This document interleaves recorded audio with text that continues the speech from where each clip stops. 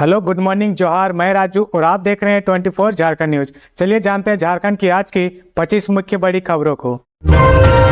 झारखंड की डुमरी विधानसभा सीट पर उपचुनाव में 64.84% मतदान 2019 के मुकाबले थोड़ा कम। झारखंड की डुमरी विधानसभा सीट पर उपचुनाव में मंगलवार को 2,98,000 मतदाताओं में से करीब 64.84% ने अपने मताधिकार का इस्तेमाल किया। चुनाव आयोग के एक अधिकारी ने यह जानकारी दी है। इस बार मतदान प्रतिशत 2019 के 69.74% की तुलना में थोड़ा कम रहा। गिरिडीह जिला निर्वाचन अधिकारी नमन प्रियेश लाकड़ा ने पीटीआई भाषा को बताया कि गिरिडीह के 199 मतदान केंद्रों और बोकारो जिले के 174 मतदान केंद्रों पर शांतिपूर्ण ढंग से चुनाव संपन्न हो गए। कहीं से भी हिंसा को लेकर कोई सूचना नहीं मिली है। झारखंड के मुख्यमंत्री हेमंत सोरेन ने मतदाताओं और मतदान के अधिकारियों को शुभकामनाएं दी तथा मतदाताओं से अपने मताधिकार का इस्तेमाल करने की अपील की। सोरेन ने सोशल मीडिया मंच ट्विटर पर पोस्ट किया।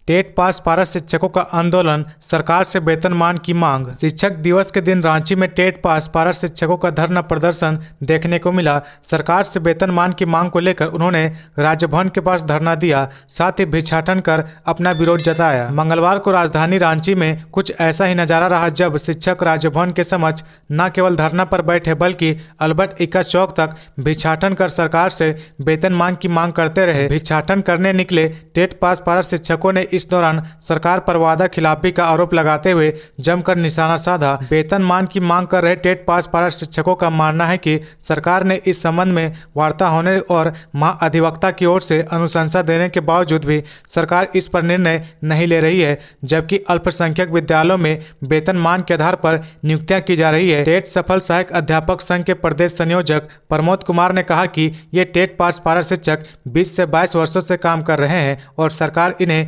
वेतनमान देने के बजाय सहायक आचार्य नियुक्ति परीक्षा में बैठने के लिए कह रही है। अगर नौकरी देना भ्रष्टाचार है तो यह बार बार होगा। विपक्ष के आरोपों पर सीएम हेमंत सोरेन का पलटवार। मुख्यमंत्री हेमंत सोरेन ने कहा कि बीते 20 सालों में झारखंड को गरीबी से निकालने का कोई प्रयास नहीं हुआ। आज जब हमारी सरकार राज्य से गरीबी को खदेड़ने का काम कर रही है तो कुछ लोगों को अच्छा नहीं लग रहा। सरकार को अस्थिर करने का प्रयास हो रहा। मुख्यमंत्री सोमवार को गोड्डा और साहिबगंज के बरहेट में सभा को संबोधित कर रहे थे। मुख्यमंत्री ने पूछा कि क्या महिला, वृद्ध व दिव्यांगों को पेंशन देना भ्रष्टाचार है? क्या बालिकाओं और बालिका समृद्धि योजना का लाभ देना अहंकार है? क्या बेरोजगारों को नौकरी देना भ्रष्टाचार है? क्या खिलाड़ियों को प्रोत्साहित करना भ्रष्टाचार है? अगर यह भ्रष्टाचार है तो उनकी सरकार बार बार ऐसी करेगी। उन्होंने कहा कि विपक्ष के तमाम षड्यंत्र के बावजूद राज्य सरकार ने इतनी लंबी लकीर खींच दी है कि अब उन्हें डर सताने लगा है कि यह आदिवासी व्यक्ति अगर ऐसे ही झारखंड के लोगों को सशक्त करते रहेगा तो इनकी सियासी दुकान बंद हो जाएगी। आगे बढ़ने से पहले अगर अभी तक आपने इस चैनल को सब्सक्राइब नहीं किया तो प्लीज सब्सक्राइब कर ले, जिससे आपको झारखंड की हर छोटी से बड़ी खबर की अपडेट आप तक पहुंचता रहे। महामारी का रूप लेता जा रहा लंपी वायरस, चतरा में अब तक 800 मवेशी की मौत। टीकाकरण पर उठ रहे सवाल। पशुओं में फैलने वाले लंपी वायरस ने महामारी का रूप धारण कर लिया है। दूसरी तरफ इससे बचाव के लिए पशुपालन विभाग के पास समुचित संख्या में टीके नहीं है। नतीजा यह रहा कि पशुओं की अकाल मौत हो रही है। चतरा जिले में पिछले 3 सप्ताह में करीब 800 पशुधन की मौत हो गई है। हजारों बीमार हैं। वायरस का सबसे ज्यादा प्रकोप चतरा के हंटरगंज, कान्हा चट्टी, कुंदा, लावालोंग, सिमरिया एवं गिद्धौर प्रखंड में देखा जा रहा है। यह वायरस ज्यादातर गाय और बैलों को शिकार बना रहा है। इससे संक्रमित होने के बाद 1 से 1.5 सप्ताह के अंदर पशुओं की मौत हो जा रही है। सहायक आचार्य नियुक्ति के विज्ञापन पर हाईकोर्ट में हुई सुनवाई। पारा शिक्षकों के आरक्षण वाली नियमावली को दी गई थी चुनौती। झारखंड में सहायक आचार्य नियुक्ति के विज्ञापन पर हाईकोर्ट में सुनवाई हुई। फिलहाल जब तक ऑर्डर की कॉपी नहीं आ जाती तब तक ऑर्डर के बारे में कुछ नहीं कहा जा सकता है। पारा शिक्षकों के आरक्षण वाली नियमावली को चुनौती दी गई थी। झारखंड स्टाफ सिलेक्शन कमीशन यानी जेएसएससी द्वारा सहायक आचार्य नियुक्ति विज्ञापन संख्या 13/2023 पर हाईकोर्ट में सुनवाई हुई। झारखंड हाईकोर्ट के चीफ जस्टिस संजय कुमार मिश्रा की खंडपीठ ने प्रार्थी के अधिवक्ता अमित कुमार तिवारी की दलील सुनने के बाद जेएसएससी को प्रतिवादी बनाते हुए राज्य सरकार जेएपीसी झारखंड राज्य शिक्षा परियोजना से 4 सप्ताह में जवाब मांगा गया है। उन्होंने बताया कि जब तक ऑर्डर की कॉपी नहीं आ जाती तब तक ऑर्डर के बारे में कुछ नहीं कहा जा सकता है। साहिबगंज में सीएम हेमंत सोरेन ने भरी हुंकार, कहा राज्य के नौजवान चिंता ना करें, सरकार है आपके साथ। 2 दिवसीय संथाल परगना के दौरे पर आए मुख्यमंत्री हेमंत सोरेन ने मंगलवार को साहिबगंज पहुंचे। पटना प्रखंड स्थित कुंवरपुर फुटबॉल मैदान में आयोजित विकास मेला सह परिसंपत्ति वितरण समारोह को संबोधित करते हुए सीएम ने राज्य के नौजवानों को चिंता नहीं करने की बात कही है। कहा कि रोजगार की चिंता ना करें नौजवान, राज्य सरकार प्रदेश में नौजवानों को रोजगार उपलब्ध कराने के प्रति गंभीर है। सीएम हेमंत सोरेन ने कहा कि हमारी सरकार ने राज्य में कई जन कल्याणकारी योजनाओं का शुभारंभ किया है। आप सभी को विभिन्न योजनाओं से जोड़ने के लिए राज्य में आपकी सरकार आपके द्वार कार्यक्रम की शुरुआत हुई है। अब राज्य, जिला एवं प्रखंड स्तर के पदाधिकारी आपके प्रखंड, पंचायत एवं गाँवों में कैंप लगाकर आपकी समस्याओं का निदान कर रहे हैं। आपकी सरकार आपके द्वार के तहत लाखों की संख्या में आवेदन मिले। राज्य में पहली बार सरकार आपके घर घर, पंचायत पहुंचकर आपकी समस्याओं को सुना एवं उसका निष्पादन किया। उन्होंने कहा कि कुछ साल पहले पेंशन के लिए हमारे बुजुर्ग ब्लॉक के चक्कर काटा करते थे। आज राज्य में कोई भी बुजुर्ग, विधवा, दिव्यांग पेंशन से अछूता नहीं है। हमारी सरकार ने ठोस कदम उठाते हुए जनहित में कई कल्याणकारी योजनाओं का शुभारंभ किया है। आप इन योजनाओं से जुड़े और अपने आप को स्वावलंबी बनाने के साथ राज्य के विकास में योगदान दें। G20 के आमंत्रण पत्र पर प्रेसिडेंट ऑफ भारत लिखे जाने पर झामुमो ने जताई आपत्ति। कहा इंडिया महागठबंधन से डर गई बीजेपी।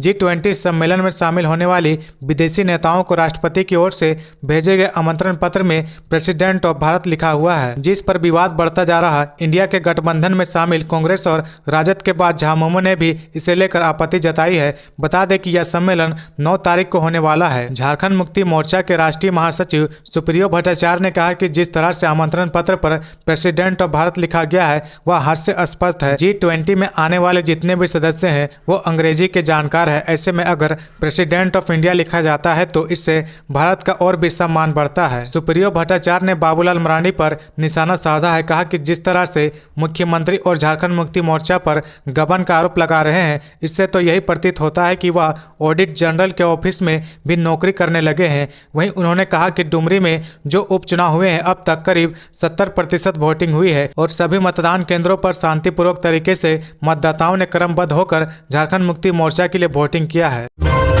साहिबगंज अवैध खनन मामले में सीएम हेमंत सोरेन समेत 20 अन्य के खिलाफ एफआईआर दर्ज।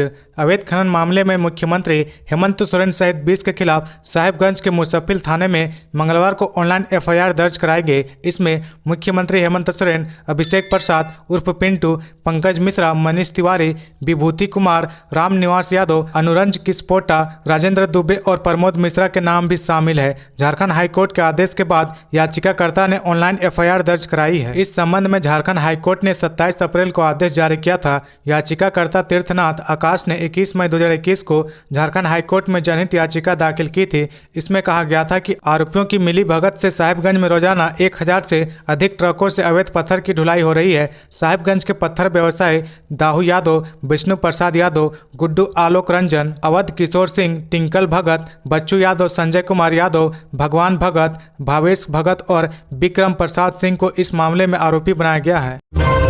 सांसद चंद्र प्रकाश चौधरी ने लोकसभा स्पीकर को लिखा पत्र, बोकारो डीसी के खिलाफ विशेषाधिकार न चलाने का किया आग्रह। सांसद चंद्र प्रकाश चौधरी ने लोकसभा अध्यक्ष ओम बिरला को बोकारो के डीसी कुलदीप चौधरी, एसपी आलोक प्रियदर्शी, सर्किल इंस्पेक्टर अशोक कुमार और अन्य पदाधिकारियों के खिलाफ विशेषाधिकार हनन चलाने का प्रस्ताव दिया है। उन्होंने कहा कि उनके आवासीय कार्यालय में आकर पुलिस द्वारा बिना सर्च वारंट के छानबीन की गई, जिससे उनकी छवि धूमिल हुई और उनके मान सम्मान को ठेस पहुंची है। सांसद ने कहा कि इन पदाधिकारियों के खिलाफ विशेषाधिकार हनन का मामला चलाने की जरूरत है ताकि सांसद की गरिमा बची रहे। उन्होंने कहा कि 3 सितंबर को शाम 7:30 बजे सर्किल इंस्पेक्टर सिविल यूनिफॉर्म में अपने पुलिस जवान के साथ उनके D4 सेंट्रल कॉलोनी पोस्ट मकोली के आवासीय कार्यालय पर 3 गाड़ियां से आए और वहां मौजूद दीपक कुमार महतो, रसोईया सुरेंद्र, पप्पू सिंह व कार्यकर्ताओं से पूछताछ करने लगे।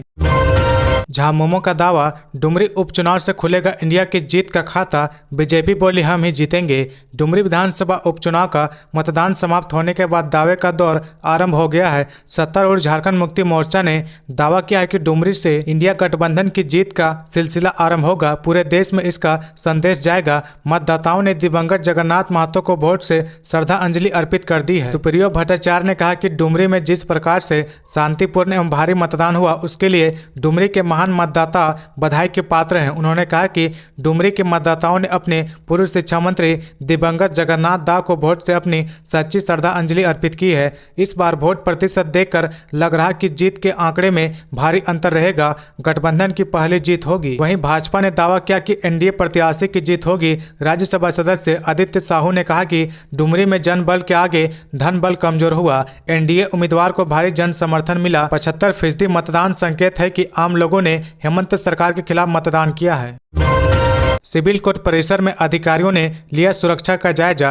मंगलवार को सिविल कोर्ट परिसर में प्रधान जिला एवं सत्र न्यायाधीश नीरज कुमार श्रीवास्तव की अगुवाई में सिविल कोर्ट के परिसर में सुरक्षा व्यवस्था का जायजा लिया गया। मौके पर पुलिस अधीक्षक रिश्मा रमेशन द्वारा सिविल कोर्ट परिसर का मुआयना किया गया। साथ में उपस्थित डीएसपी ऋषभ गर्ग को उन्होंने सुरक्षा की दृष्टि से कई कदम उठाने के निर्देश दिए हैं। सिविल कोर्ट परिसर में तैनात पुलिस कर्मियों को सुरक्षा को लेकर किसी भी प्रकार के चूक नहीं होने और सतर्कता के साथ काम करने का निर्देश दिया है। बता दें कि पीडीजे नीरज कुमार श्रीवास्तव तथा एसपी पलामू रेश्मा रमेशन डीएसपी ऋषभ गर्ग अचानक जब सिविल कोर्ट परिसर का मुआयना करने पैदल निकले तो उपस्थित सुरक्षा कर्मियों तथा लोगों में कौतूहल की स्थिति हो गई। इस दौरान हाजत का निरीक्षण करने के साथ सिविल कोर्ट परिसर में कार्यालय कोषांग सेल का भी निरीक्षण किया गया। निरीक्षण के दौरान मुख्य गेट को बंद कर दिया गया था। सिविल कोर्ट परिसर की एक जगहों पर निरीक्षण पदाधिकारियों द्वारा किया गया। सिविल कोर्ट परिसर में निरीक्षण के वक्त एससीजेएम अनादर सिंह, प्राधिकार के सचिव अर्पित श्रीवास्तव सहित